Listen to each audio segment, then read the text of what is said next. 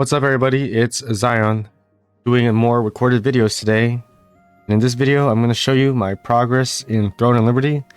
Disclaimer, I have spent some money on this game, so it's not free to play entirely. Like, I bought the battle pass and I did spend around maybe $200 on my main character and $100 on my alt, because the progress is so freaking slow, right?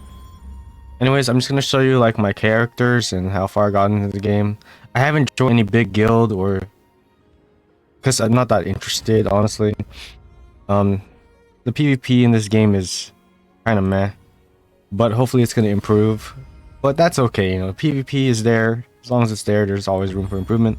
Anyways, these are my two characters. I play Paladin or Templar, and then a Ravager.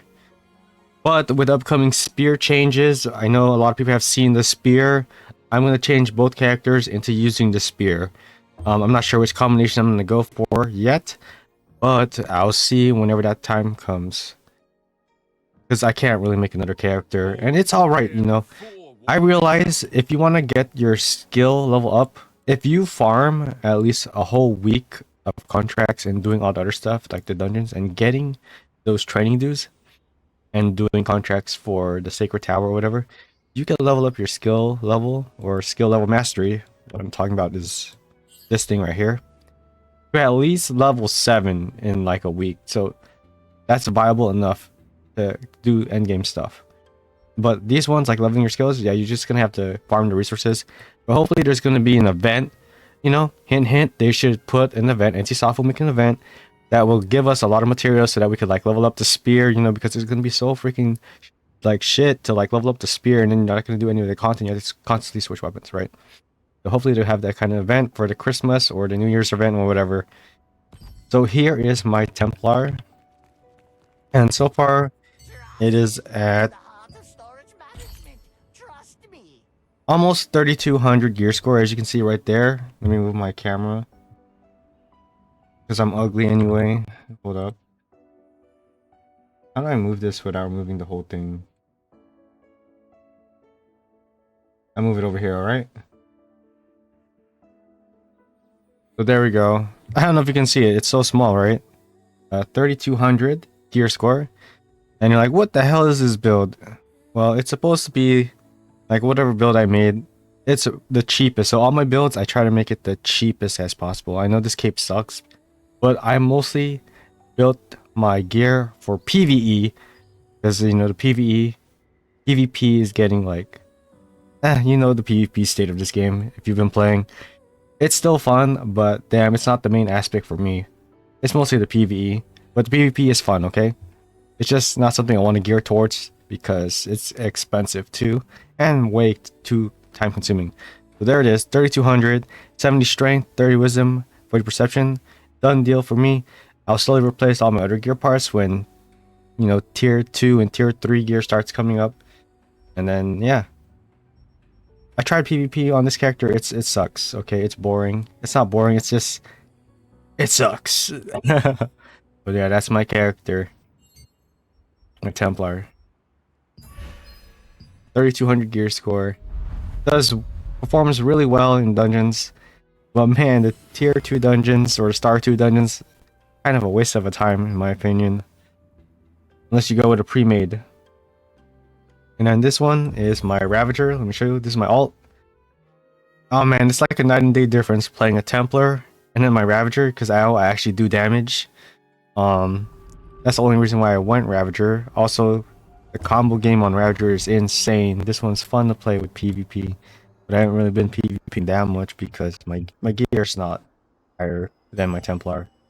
And everyone's gear score, since all the casual players quit, you know, most of the tryhards and the what's that, vets are the only ones left playing this game. So everyone's gear score is above, you know, or near 3500, which is okay. So this one, gear score is around 2800, as you can see right there. This build, again, another cheap build. I still have blues. Super cheap to make.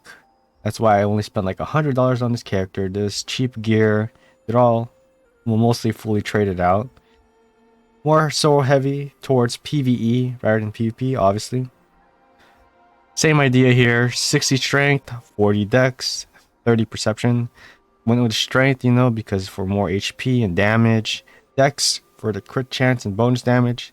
I wanted to get 50 dex, but that's for like if I have the better accessories, right? So there's still stuff to improve on this character.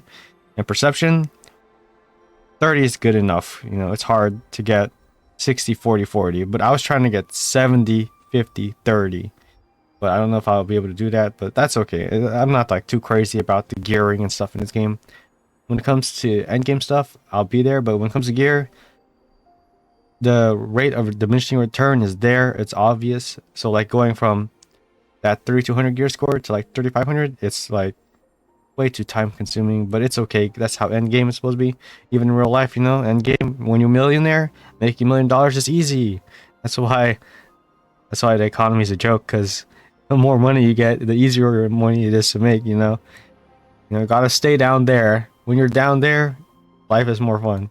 You know, under the sea.